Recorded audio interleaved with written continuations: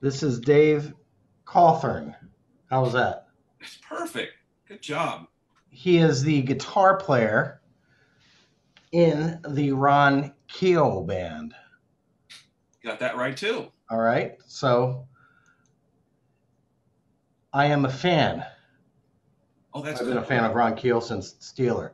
I was one of those guys. Yeah, yeah. You and a lot of other people. Yeah, Yeah, probably you too.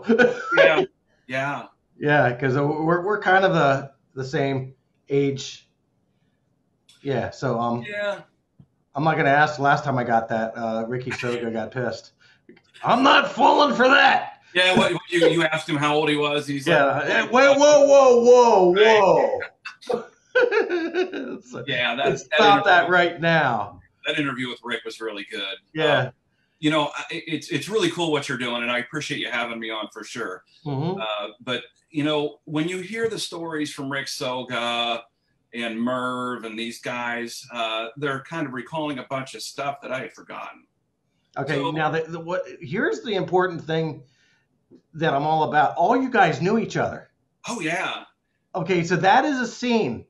I am trying to endorse and embrace what a music scene is because I think a lot of times it's an old idea because now we have DJs and it's like kids can write music on their computers and I sound like this boomer guy, but you know right. what? Playing together, booking gigs, doing shows together, Yeah, I and mean, it and goes being and way working in beyond good that. faith. It actually goes way beyond that because um, it's a brotherhood.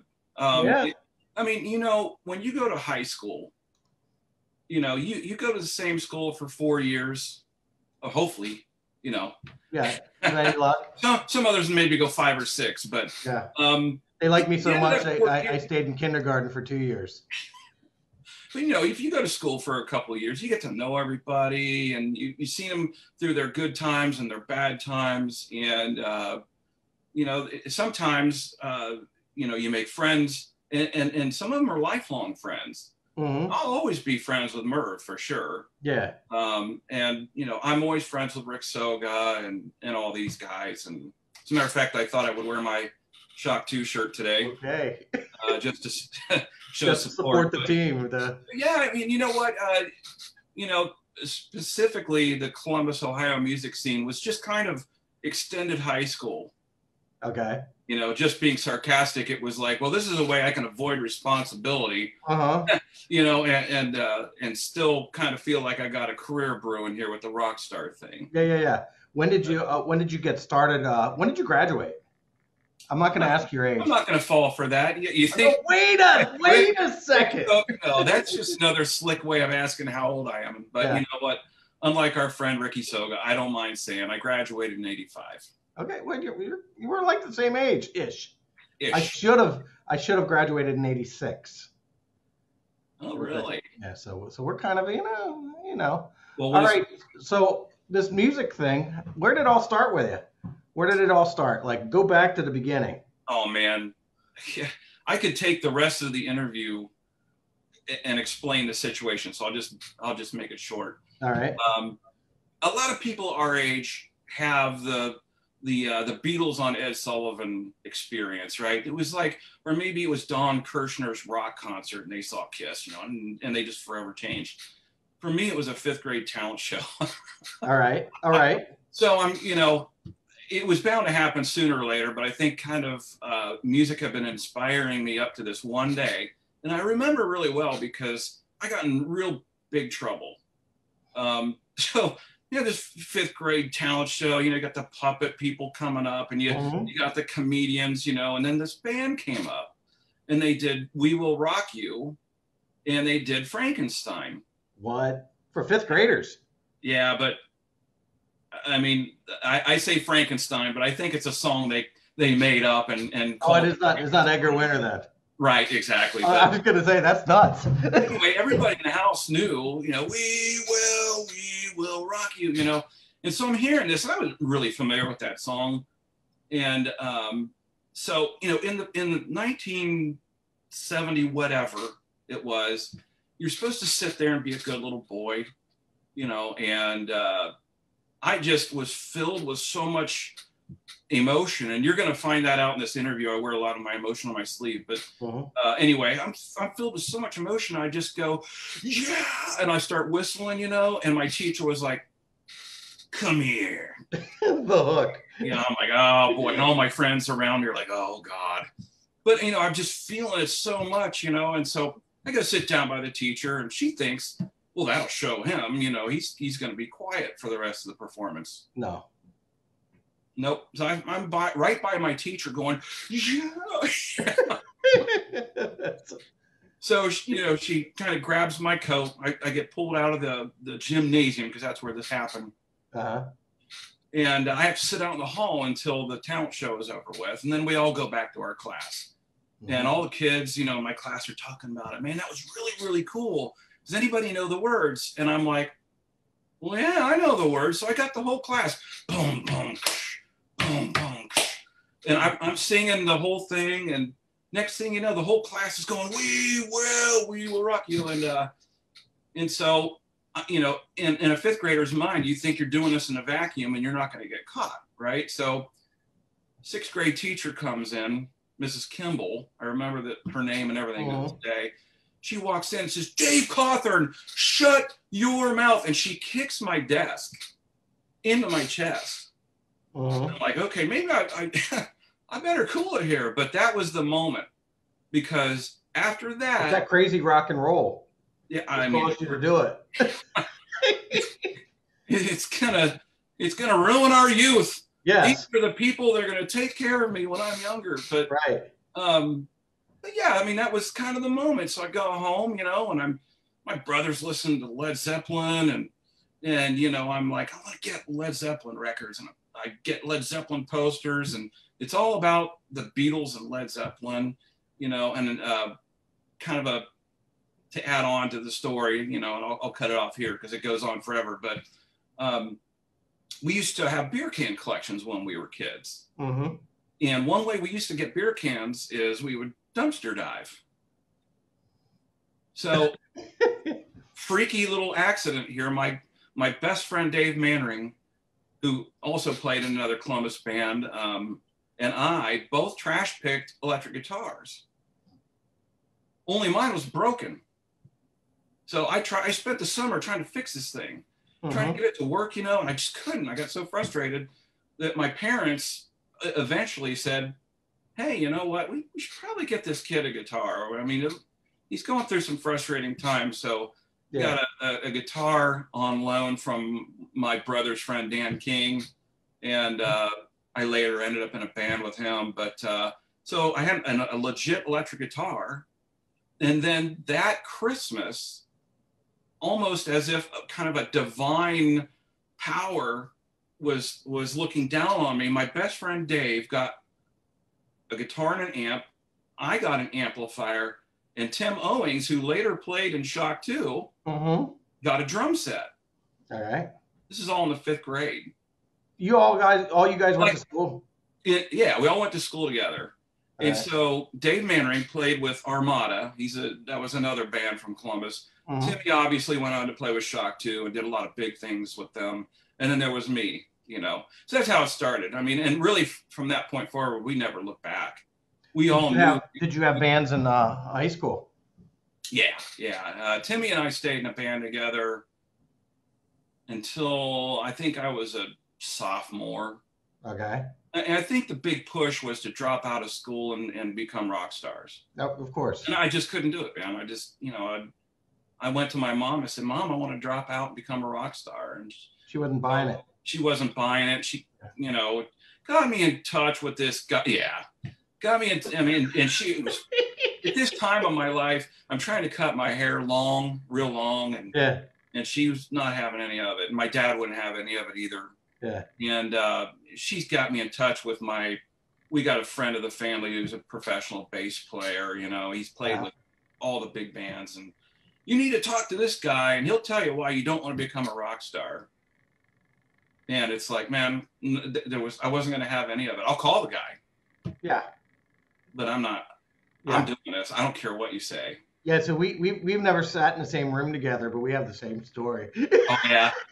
Isn't it funny because there's, when I was in uh, South Dakota, it's not a normal life. I Who mean, cares? it's Who wants it to be normal? right. I don't know, but it Yeah, was the classic. If your parents hate it, it was good. yeah. You know. Now the generation gap is the parents are crazier than the kids. Yeah.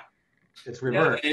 I used to teach at a rock and roll academy in South Dakota when I Mm. was doing the Badlands house band stuff, and we'd have these parents come in and support their kids to the point where we'd have to say, "Hey, look, mom and dad, we've got a lot of miles behind us. We know what we're doing. We know what's best for your kid." This is not your first And, rodeo. but that's the kind of support they're getting out there. We Mhm. have moms and dads out there making T-shirts and logos and websites for their kids' bands. Yeah. Because it's stuff I mean, if they're being honest with themselves, it was stuff that they were denied when they were kids. could be. You know what I mean? This is what I wanted to do, or the spirit of it. It's like, but I don't know, man. did your parents ever fear any music? I'm sorry. Did your parents ever fear any music? Yeah, I ended up buying Judas Priest, "Screaming for Vengeance." Mm-hmm. I brought it home from, I think it was Peaches Records back in the day. Mm-hmm. And so my mom sees me walking in the house. "Hey, what you got there?" And I'm like, "Oh, this is the new Judas Priest record." And she goes, "Well, let me take a look at it." And I'm like, you got the Hellion, Mm-hmm. Electric Eye, Devil's Child. And she's like, "No, you're going to take that back." And I'm like, "Are you serious?" And "Yeah, you take it back." I think I ended up whining enough. She let me keep it, but Yeah. yeah, so that's kind of the start. I mean, you kind of get the feel for, I fought my parents until, well, actually my dad passed away when I was like 14 or 15. So, I just, from that age on, I had my mom to contend with. And once I was 18, we pretty much went on the road, right after I graduated from high school. But, Okay. the Alrosa, going back to the musical community, that's when I started to network and started to kind of get my roots together. Mm-hmm. It was, I can remember going to the Alrosa Villa for the very first time. I don't know what, I just went. And oddly enough, the first band I ever saw was Sweet Savage. Really? Yeah, it was. I walked in there. Yeah, exactly. Yeah, and you're going to be interviewing Joey later on tonight. Yeah. I was. So they played in New York, where I live. Yeah. So well, and it's like I'm talking. As I said, as I told Joey this, I'm talking about this 35 years later. Yeah. So it's hard not to, because the music still speaks to you today. Yeah. But I walk in the door, and I give my money, and I turn around, and all I see is hair flying all over the place, and just these, the loud music and the fog and I'm like, what on God's green earth have I walked into here? And so I stuck around for a little while, and I was just 18. As a matter of fact, the woman at the door who was taking my money kind of was having a little heartburn because I had the class of 1985 shirt on, and it was like August. I'm like, "How are you getting in this? You're not old enough to be here." I'm like, "Well, my birthday happens to fall at a certain time of the year that I was older than most of the kids, of my grade. So, so I go in there, and I'm just, again, it's another influence that hits me squarely in the face, very similar to the elementary school scene that I described to you before. And, now look out. I go back and I talk to all my buddies, and I'm like, "You have got to see this band called Sweet Savage." Yeah. Oh, man.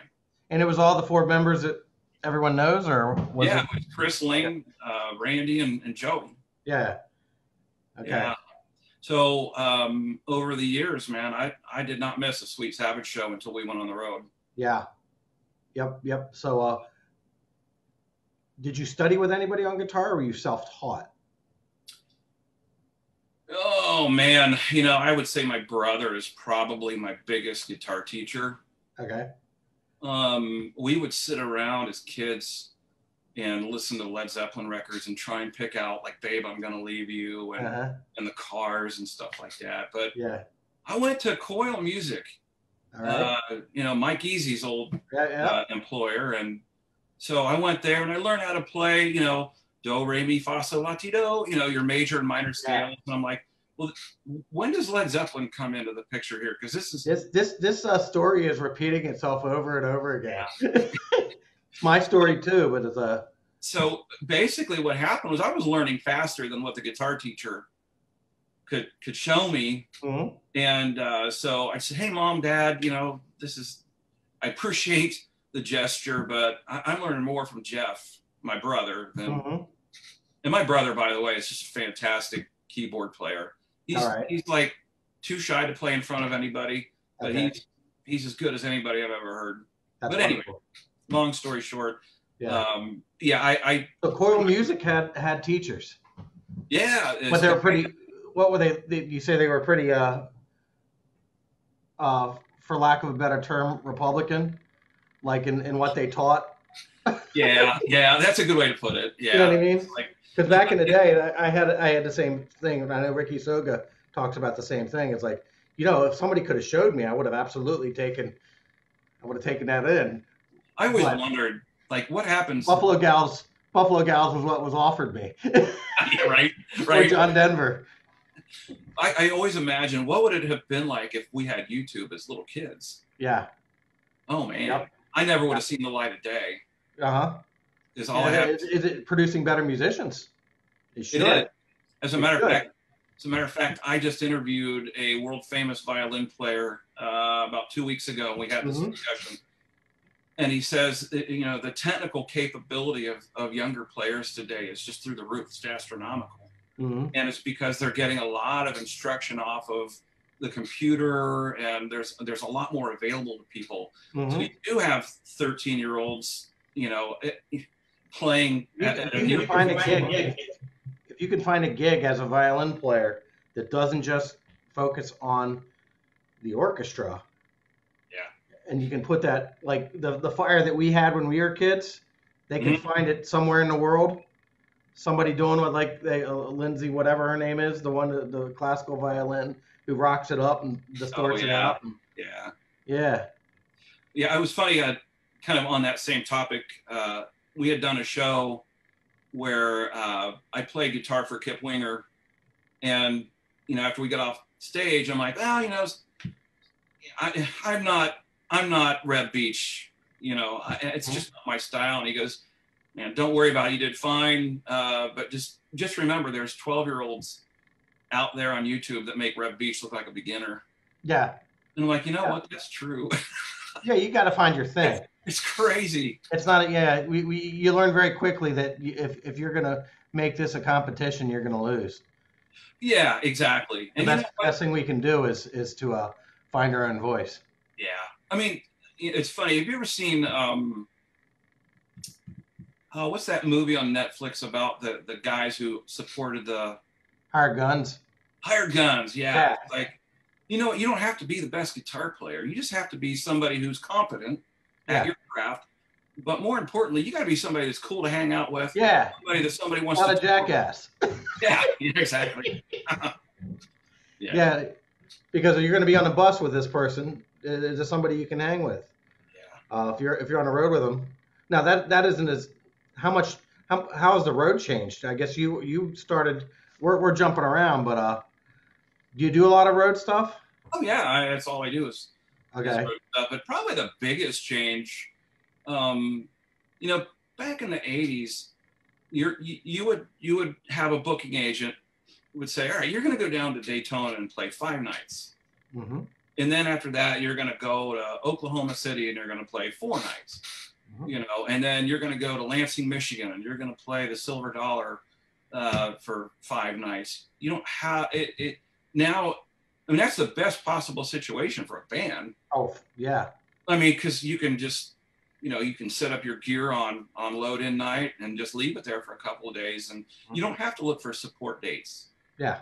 Now you have an anchor date. You got one big date, and you might be able to give somebody a discount in a nearby city just to kind of supplement the money that you're making. So, I mean, that's probably the biggest, you know, and I would say, you know, the having the internet has enabled me to stay in touch with my family and my wife way more than, you know, back in the 80s. Once you were gone, you were gone. I mean, I can remember my mom standing on the front porch crying as the bus pulled out. And at the time, you know, 18-year-old Dave thought, man, it's happening, you know, mom's all sad because I'm leaving. And I mean, I hate that she's sad, but it's kind of cool because this is kind of the fairy tale story that you see. You're living out your best life. Yeah. So it's all happening, you know, but man, once we were out, when you were a kid, back when all this started, like when you're a kid and you're playing in bands, who were your earliest influences?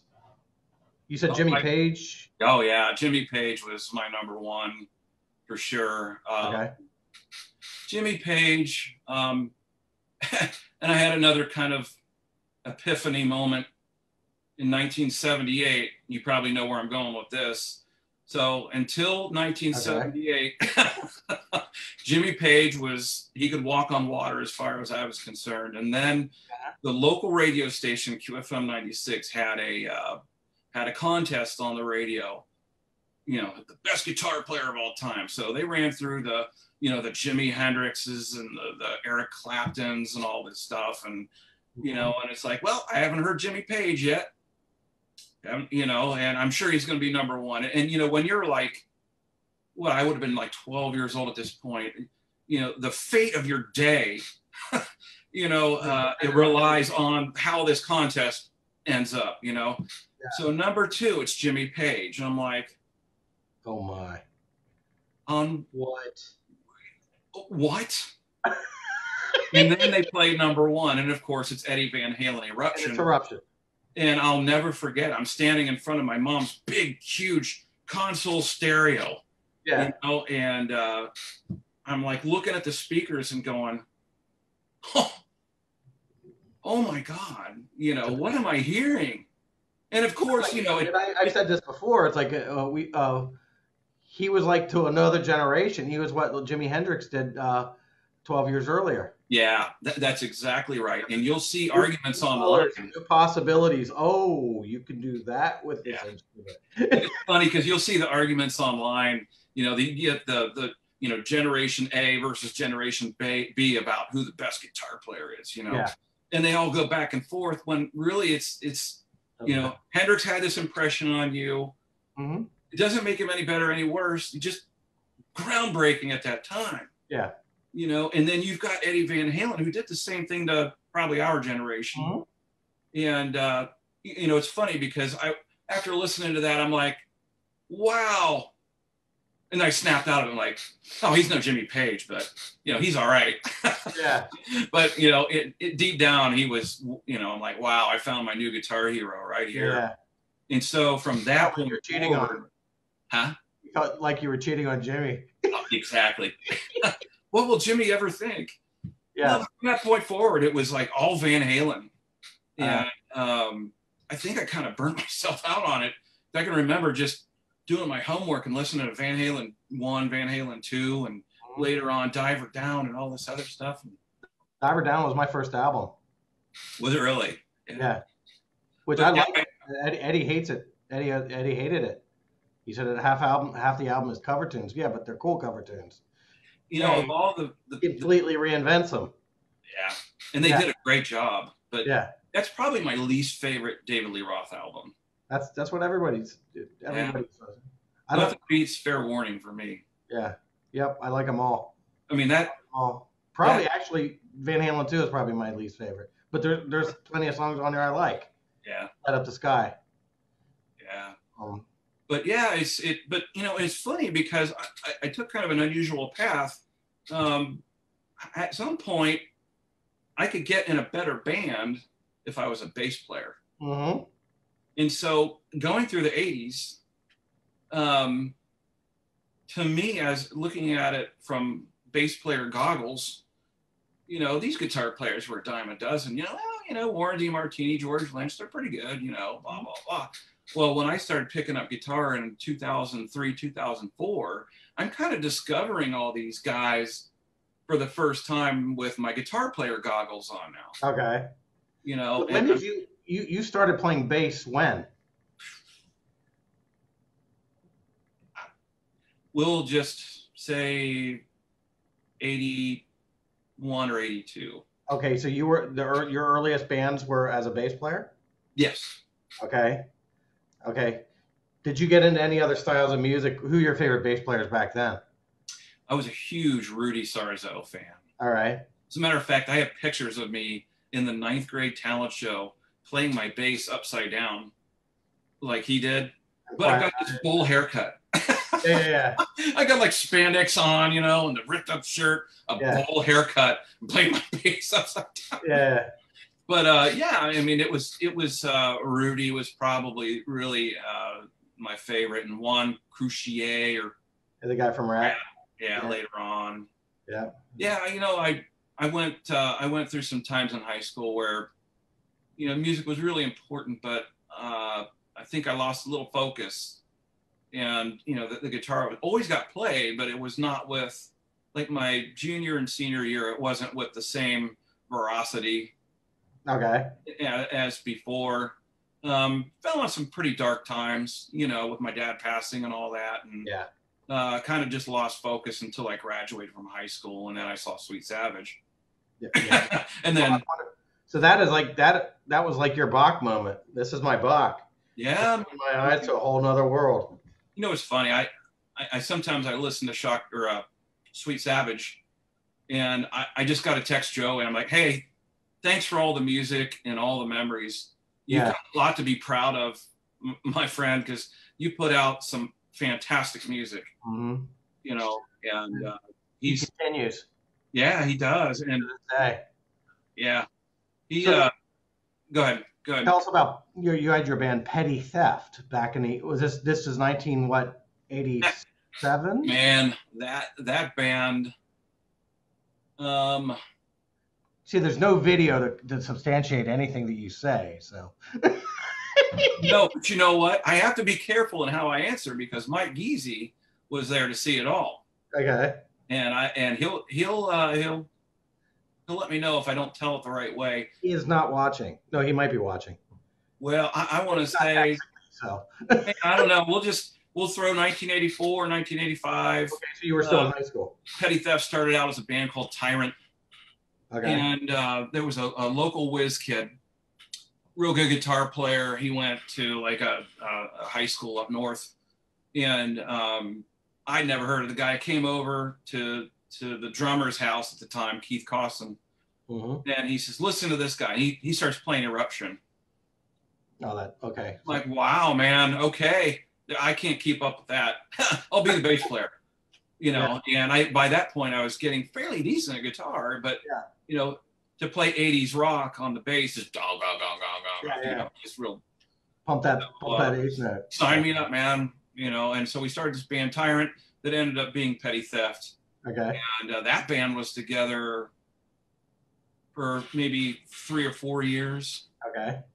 But had done a lot. Like our goal was to just get on the road and get some of our music in the ears of like people in the tri-state area, maybe the eastern part of the United States. So we got on with Steve Cole.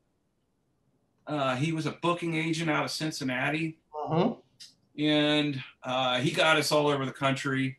Kind of played the same circuit as a band called New York. I don't know if anybody in your interviews have brought up the band New York, but they were, man, you would talk about getting as close to being signed as you can possibly get and not get signed. Yeah. Oh my gosh. But anyway, we were playing that same circuit and we just did it more out of it. The thing that I notice about Columbus bands is you guys were all incredibly intelligent about getting the booking agent. Well, it was the thing to do, man. I mean, in your scene it was. In my scene, it never went off like that because maybe the top echelon had booking agents. But yeah. No, well, I mean, it kind of goes back to the brotherhood in the music scene of Columbus. I Mm-hmm. mean, you go to the Alrosa Villa 4 nights a week, you're going to run into some other musicians. You're Mm-hmm. going to start hey, I like what you guys did here, here, and here. How Yeah. do I do that? Yeah. Oh, I heard you guys played down at Annie's in Cincinnati. How did you get in there? And you just start making friends and asking questions. And Yeah. the next thing you know, you've got a phone book full of numbers. Yeah. Yeah. Yeah. And you have a meeting with your guys and say, hey, look, are you all willing to leave your families, and your girlfriends or whatever? Because this is a big deal. You can't, this is not something to take lightly. And Yeah. so don't have to answer today, but this is the goal of the band. What do you guys think? So everybody agreed, yep, let's, we're gonna go. We're gonna give this our best shot. Petty Theft was, how many people were in it? It was a five piece. Okay, 2 guitars. Yeah. 2 guitars, bass, drums, lead singer. Yes. Okay. Yeah. Okay. And so it was kind of at that time, my drummer and I kind of had the vision. Okay. What the end game looked like. Yeah. When we were done. Well, like when we've made it, selling gold records and all that. This is what it's going to look like, and we believed in it, and that we believed in it more than anything else we've ever known. Yeah. Yeah. We are. It's not an option, And you. And where did that take you? Well, I mean, that mentality got me where I am today. That is what I was going to say. It's like, whenever I had that, that's like a shield. Is what? In other words, whenever failure is not a possibility, new stuff happens. The impossible stuff happens. Ron. It may not happen the way I thought it was going to happen. Right. Okay. Ron will tell it to you in a different story, in a different way. Ron Keel will say, if you keep swinging, you're always going to be dangerous. Yeah. As long as you keep swinging. And that's exactly what we did. Mm-hmm. We ran into some serious hard times on the road. Like, we didn't have money to get to the next gig. We're in, I think it was Virginia Beach, and we had to be in Lansing, Michigan in 2 days with no money. I think the reason we had no money is because our truck blew 2 tires. And back then, man, we didn't have $400 or $500 per tire, mm-hmm. To put on the truck, but it had to be done. Yeah. So we're, you got to. All I'm going to say is you got to do what you got to do to make ends meet. That band had the attitude and the drive to do whatever they wanted. Mm-hmm. But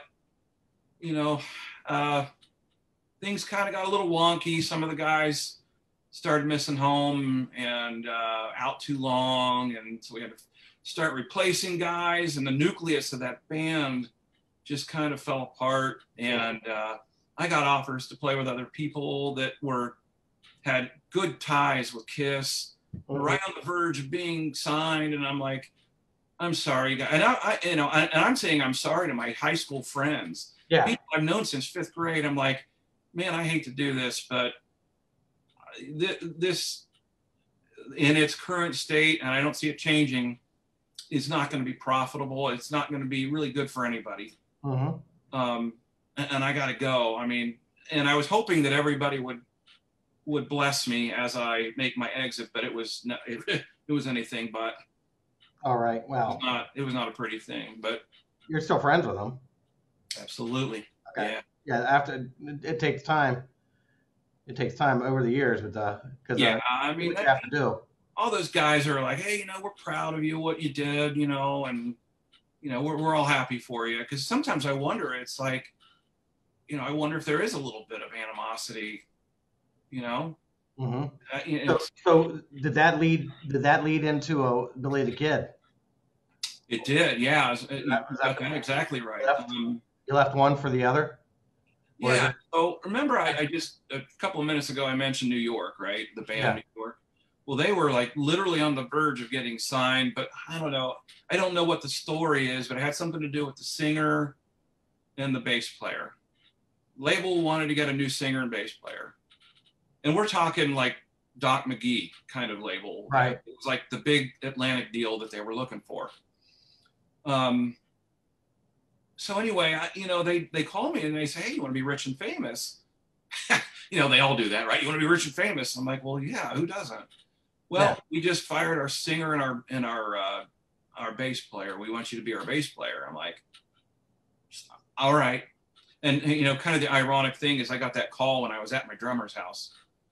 Somehow they actually got my drummer's phone number, called his house, and asked for me. I get on the phone, and they're like, "Hey, we want you to, you don't have to do anything right now, but are you into it?" And I'm like, "Yeah," because these guys had all. So New York became Billy the Kid? Yeah. Okay. All right. So we ended up getting a singer who was already signed to Green World Records, Okay. Christy Black. It's a guy. He played in a band called Viper, and I remember Viper. Yeah, they were signed. So we had connections. So we had the connections to Kiss through the New York band. Mm-hmm. We had all the Green World connections through our singer. We're like, this is going to be a no-brainer. We just need to get down to work, write some fresh tunes, and then make some demos and get them on Gene Simmons' desk. And that's exactly what we did. Gene calls back and says, "I love what I'm hearing, man. This is awesome." And spent, I don't know, probably an hour on the phone with our guitar player. And we're like giddy as school children. And of course, first thing we do is we all run to the Alrosa Villa to celebrate with beer. Yeah. Yeah. The drummer did. And, but yeah, I mean, so So Billy the Kid was a Columbus fan too? No, I was just going to say with Billy the Kid, I had to move to Charlotte, North Carolina. All right. It was actually Rock Hill, South Carolina, but if I say Rock Hill, you won't know where that is. Mm-hmm. So if I just say Charlotte, you'll know where it is. So I get down there and we start writing material for a demo, and Hurricane Hugo comes along and it's screwed everything up. We moved to Kansas City, where our singer's from. And, and that's where we were going to stay until Gene Simmons had a meeting with us scheduled for later on in the summer. And we were supposed to meet with him. But in the meantime, Gene wants us to write and record some new records and more music for him. And when we do that, but the more that we gave him, the more he didn't like it. And he's right. I mean, now that I look back on it, we kind of had an identity crisis because our first record sounded a lot like Alice in Chains. Okay. As a matter of fact, when Alice in Chains broke with Man in the Box, my phone rang off the hook back in the day. That was pretty amazing because we didn't have cell phones. But my phone rang off the hook. "Hey, Alice in Chains stole your song." All right. And I'll have to let you hear it. It's a song called Candyman. Okay. But it had the talk box and about the same mid-tempo. Mm-hmm. Wow. And a lot of similarities. And people were like, "You gave your demo to Gene, and then all of a sudden Alice in Chains has a hit song." Something, and I'm like, I'm not buying it. That didn't happen. And I don't think there's that much of a coincidence, Yeah. But it did, it was 90s rock. We had created our flavor of 90s rock before there was 90s rock. Yeah. Thought we were going to get signed. And then Gene said, "You guys just aren't consistent. I'm going to drop you." Oh, man. Okay. So I'm in Kansas City, and I'm like, now what? So by this point, we had management, and we were shopping all the record companies, and we had showcases and all this, and then no one was biting. Yeah. No one was. It's a different era.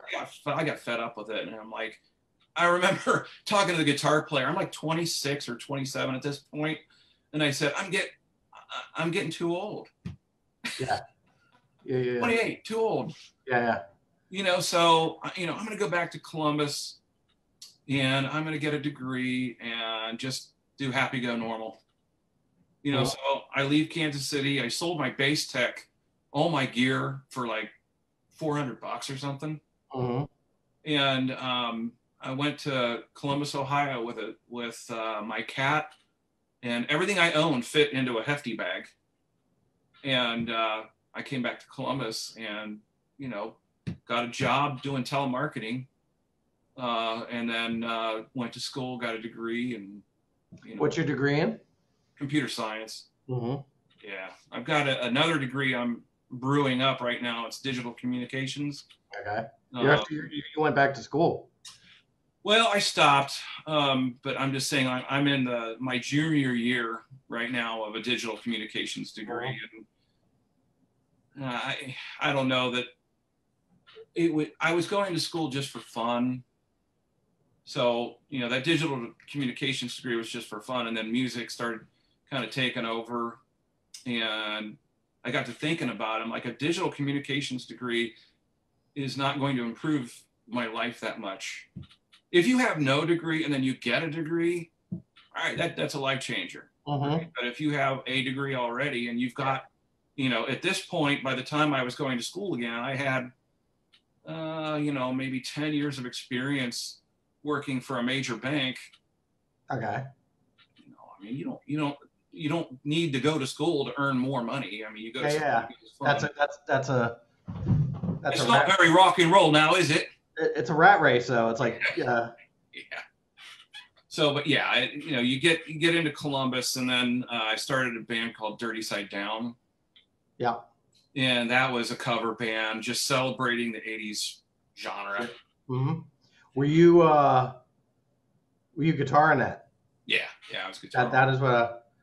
Yeah, so it was in that band lasted about 10 years, and I must have created a little reputation for myself because Ron Keel came to town one time and needed a guitar player, and someone had thrown my name into the fray, and all right, yeah, we'll have this Dave guy, and he'll come and play, and so yeah, the rest is history. I mean, next thing you know, I'm playing in Ron's band, and we're traveling the world. And so his band at this point was Badlands House Band. Yeah. So long story short, I know we got about 15 minutes left, but so yeah, the Badlands Entertainment Company was a big thing in South Dakota. It was going to be, they spawned a radio station, some TV shows, and a rock band, and a concert hall, a shooting range, and all in one building, and they wanted a rock band to kind of act as a mobile billboard. Spread the word about the Badlands, So it came complete with a tour bus and gigs with Paul Stanley and Kip Winger and all the, Jack Blades and all these guys. So that's where you met all these like you said you had a Paul Stanley story. Oh yeah, yeah. So we would have these shows where, Ron would do, we would be the Badlands House Band, the formal band, right? We would do 8 songs, and then we would start rotating guest stars in. Yeah. And truly a house band, like an invitational kind of theme. So one of the first ones we ever did was with Paul Stanley and Jack Blades, and so we got the set list for Paul Stanley, and on the set list is Detroit Rock City. Well, where I'm from, we've been playing that forever. I know how to play that song, and I don't really have to study how to play it. I've been playing it forever. We get on stage, and Paul comes up, we start playing it, and it comes to that little solo section in the middle. And so it's just Paul and I playing that, and he's doing the harmony thing, and he goes, hold on. What are you playing? I'm like, your question, inside I'm like, you're questioning me? Come on, man, I know how to play this. You know who I am? No, it wasn't like that. It's just, man, I'm kidding. I know my part, right? So I play it, and he goes, you've got the right notes. I don't have any complaints about that, but you have 2 notes that are flip-flopped.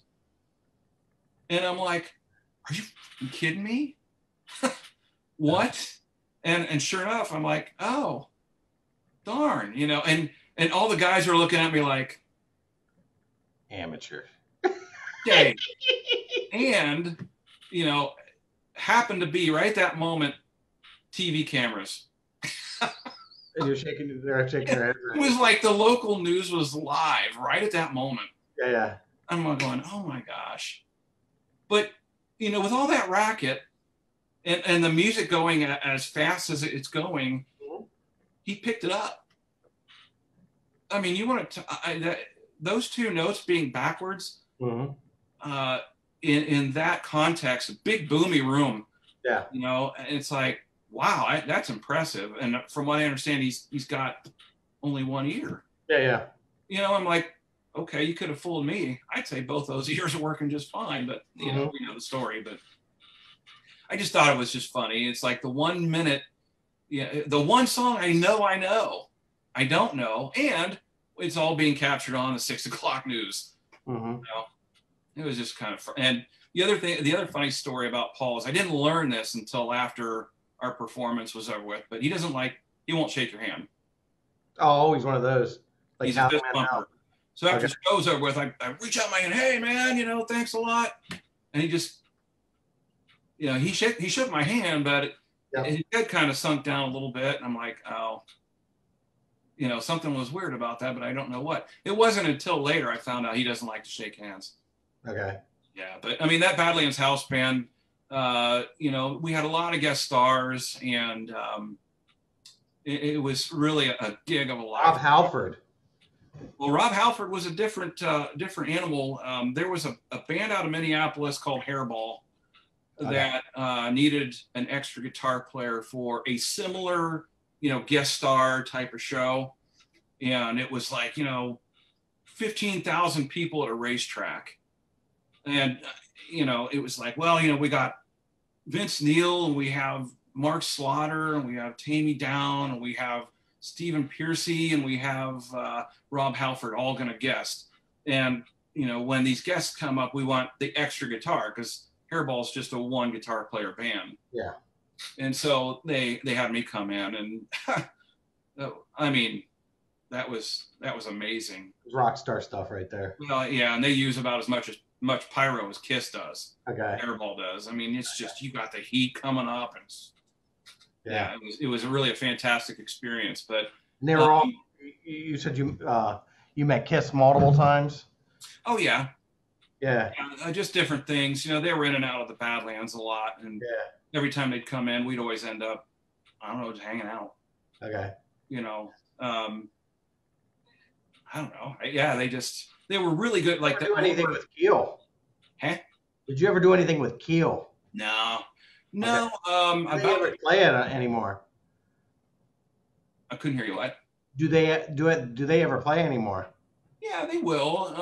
You know, the various M3 festivals and the Monsters of Rock cruises. And, I mean, technically, I got up on stage and played Right to Rock with Keel one time on a Monsters of Rock cruise. But I mean, it's not like me performing with Keel. But but the Ron Keel Band was what was left after the Badlands House Band. And so we put out lots of, you know, we put out some records. You know, Fight Like a Band was our first record. And that was a great experience. And, you know, got a lot of airplay, and, you know, it's so cool to go to a city that's 500 or 600 miles away and see people in the audience singing along with the lyrics. You know, that's just, you know, doing so much cover work. You know, you're usually playing somebody else's song, but when they know the words to your song, that's great. Or if you hear, we've been in parts of Iowa and heard our stuff on the radio. And somehow, you know, it just sounds better when it's on the radio. For people who haven't heard, how would you describe the Ron Keel Band for people who haven't heard? You know, if you were to take cowboys or cowboy boots, cowboy hats, and a Marshall stack and put it in a blender, you know, I guess it's a modern day Leonard Skinner. Okay. Yeah, but we're all about cowboy boots and Marshall stacks. Well, it's a little more metal than Leonard Skinner, but yeah. I mean it. Yeah. How is Ron? How has that been on? I want to tell you, doing all this research for this interview, I think Ron Keel was for about a minute the singer for Black Sabbath after Ian Gillan. Yeah, as a matter of fact, Ron and I just recorded Die Young with Rudy Sarzo and Vinny Appice. Wow, that was a really cool full circle moment. Yeah, because I mean, I Is used your to. mom still around? What's that? Is your mom still around? Oh yeah, she's watching this right now. Okay, so the reason I ask is that there's pictures on the internet with you with Rob Alford and the Judas Priest, so that it's like You know what? It's so that is funny. success. I don't care what. That is the rock star stuff. When I say that, and what's really cool about this is you're a decent human being, because Oh, well, thank you. It's very kind you're of you. not all like, you know what I mean. Because a lot of people that they let it go to their heads, and it's like you've been beaten down sufficiently, I guess. You haven't met my wife yet. Yeah, yeah. So She's you've like, been hey, down, Mr. Big Shot, you still down have to earth. Whoa, big guy. you still have to clean the cat litter box, Mr. Big Right, Shot. right. Don't Yeah, you know who I am? Yeah. my Please. the drummer in Petty Theft keeps me pretty grounded too. Keith, he's always all right, Mr. Big Shot DC. Yeah. Mr. Yeah. Mr. But yeah, we're still touring, man. And we are actually signed right now to Highball Records, and we're actually right in the middle of writing for a new record. How is that? How is the process of writing with? Because I got to tell you, that is where in the whole Ron Keel thing. It's like he played in my hometown.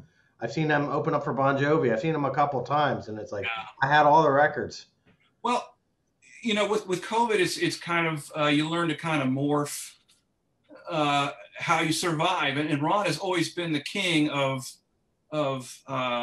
adapting to whatever the current situation is and rising above the crop. Gene Simmons always says one Ron Keel is worth 10 men. But so we do a hybrid. I'll go to Ron's house for a couple of days, and we can get a lot accomplished just sitting down in his basement writing, and there's times he'll call me on the phone and go, hey, I got a song in E and it goes to B. Can you write me like a hook or some sort of riff that goes along with it? And I'm like, yeah, you're burning, and off it goes. And some of that stuff ends up. You all computer savvy? Do you share your stuff across the internet? Our keyboard player, Scott Schmidt, is very keyboard savvy. He's computer savvy, and Ron is very computer savvy, and so am I. So we do kind of a hybrid, a little file sharing back and forth, and we do a little, a lot of in person. So like I'm in April, we have a show in Sturgis, and I'm going to be out there with Ron for a week, and we're going to get down to business. Mm-hmm. Because this next record, whatever it's called, has to be better than South by South Dakota, and has to be better than Fight Like a Band. And South by South Dakota came like that close to charting. So we're kind of hell bent on getting that call from Billboard and going, hey, you give me some promotional material. You guys are going to chart. And of course, then a tour to support the record would be really nice because, we ended up touring Australia right before COVID hit last year. We had a 2-week tour out there, and it was fantastic. But we were robbed of a Canadian tour that was scheduled later for that summer, and we were robbed of a bunch of other really cool, high-profile shows that were going to happen later on. So some of those people are coming around now. Like we have some Ohio shows coming up in Bloomville and Kenton this summer. And to get dates and all that stuff, just go to ronkeel.com and you'll get all the information about where we are. And Ron will pop up with doing some acoustic stuff. But we're hoping to kind of tour to support that record. And, kind of take back what was kind of taken from us. Absolutely. So it's in the meantime, this summer, we've got some tour dates all over the country, some with Great White, and we've got some other stuff going on. Which Great White are you performing with? Jack Russell. Okay, his version? Yeah, we're in Kansas City. We're in Kansas City with him. Okay. So I'm going back home there, or one of my homes. But I mean, it's there's going to be some other cool stuff there. You never know when there's going to be more guest performance shows. We're really Jack Blades and Mark Slaughter, two of the nicest guys, and and another cool dude, Mark Slaughter. Yeah, You know, Yeah, and just stuff never that know when he's those had to guys are overcome, gonna- the people that he has played with, or the stuff that he has had to be professional enough to, you know what I mean? He's got some war stories. Yeah, and So, he, you know he and John I, Durzo? I'm sorry. Do you know John Durzo? I know the name, but I don't know that I've American ever met bass him player. He face was to talking. face. Is one of his favorite bass players is Jack Blades. Oh yeah, yeah. You interviewed him Yeah, just the other day. yeah, You know, something that a lot of people don't know Rubicon. about Jack Blades is that he's a big World War I and World War II historian. Okay. He and I sat in the Badlands pond, and he asked all the local veterans to come in and sell him their old war stuff, and Hmm. they would just sit around and tell stories. And Jack would go, "Don't tell me you're a tail gunner. You know, just looking at the uniform, you were a tail gunner. During this year and this year, and he was right. I mean, he knows so much about that stuff. Yeah. He could even tell a sword that was used in battle by the tip. He Wow. says regulation swords were too they drug the ground, and Hmm. so if you did any kind of miles with this sword, the top of the blade would be all, crappy. Yeah. And it's just not. I don't know why Jack doesn't advertise that a little bit more, because it seems to be a hobby for him. Yeah. Yeah. But, Like some sort of version, like of his version of the Ted Nugent experience. yeah. Yeah. And funny thing about him, last time I played with Jack Blades, we were at Sturgis, and I don't know what came over him, but he choked me while I was doing the solos to Sister Christian or something like that. Okay. What was that about? So the house band. He was one of Yeah. the guys that came in. All right. Yeah, Yeah. yeah. So You had to learn all the Brad Gillis and Jeff Watson stuff. yeah, no, that wasn't fun. No, it was good. Yeah. I had a lot of fun with it, and Yeah. Brad caught up with me one day, and he walked in and he goes, "Hey, you did a nice job on that," and I'm just going. All I can say is, hey, remember that one time Brad Gillis walked into my office and told me that? I can die now. Yeah, yeah. He's a super nice guy too. Speak of the devil. That was my first when he played with Ozzy. Yes, yeah, and we talked about that. Universe. Yeah, and nobody liked him. I did. No, I I mean, love Randy changed my life. like Sharon hated him. Oh, whatever. Nobody in the band. I mean, at least if I'm remembering right, yeah, no one liked him. Okay, I don't know. Yeah, Yeah, just kind of weird. Weird timing. I think he told me he had literally 10 days to learn all the Randy stuff. Yeah. 2 albums worth of whatever. And he did a phenomenal job, I think. Yeah. But yeah, Randy. Going back to the influence question, now as a guitar player, I'm Top like 5 influences are Page, Eddie Van Halen, Randy Rhoads, Warren DeMartini, George Lynch. okay. So the fountain I drink from now. Yeah. It was class of '87 right here. Right. Yeah. Thank you, Dave. Hey, it was a pleasure. I feel like we could talk We forever. will do it again. Hey, one of these days, someone needs to interview you. All right. And seriously, on behalf of all the Columbus musicians, we appreciate what you guys are doing, you and Mike. Okay. And we thank Mike Easy too. This is without Mike, none of this. He's the connector in all this. Yeah, he is. Okay. And tell Joey I said hey. Yeah. Oh no, you got a Joey. Just real quick. We're running out of time, I know, but we're fine. No, you tell me your Joey story. Joey can be a very caring, almost parental type figure. Okay. So one year I go out to Dallas and I'm hanging with Joey, and all of a sudden, I mean, it was like within a matter of hours, I get real super sick. And Joey is like, "Dude, are you okay?" And I'm like, "I don't know. I had the worst sore throat of all time, started getting a fever." So after Joey's show, I went out to see him. We're hanging out, talking about doing a project together, and so I go to his house. And I lay down in whatever bedroom, so he's got a full blown party going on in the rest of the house. But he comes in at what feels like every, I don't know, 30 minutes. "Hey, are you all right?" And so eventually I'm like, no, I'm getting worse and we need to go to the doctor. So Joey breaks away from everything, takes me to the doctor. And, you know, I go see the doctor and the doctor was like, dude, I don't know what happened, but you're in bad shape. You need to start taking these antibiotics and get the first flight home. And so next thing you know, if I'm remembering the story right, I got airline tickets in hand and Joey's taking me to the airport, almost father figure, you know? And, you know, I've been sick before on the road and usually I get, rub some dirt on it, mister, you know, get up on stage and start playing now, you know? And, but Joey, like, it was almost like I was one of his kids or something. That's wonderful. Yeah. And what a great, I mean, it wasn't, I mean, I don't know that I'm telling the story and getting the point across well enough, but man, I mean, the dude really cared what was going on, you know? And, so we've had that, you know, connection ever since. That's wonderful. What was it? What were you sick of? I don't even know. It was the weirdest thing because I got back to Ohio and, you know, this is back in 2005, maybe. I don't even remember. You know, I got home and I took the antibiotics like the guy said. And you got better. I got better, you know. But I remember the doctor said, you have the worst looking throat I have ever seen in my life. I'm like, okay, thank you. You know, thank you. Thank you. Seriously, thank you. Yeah. All right.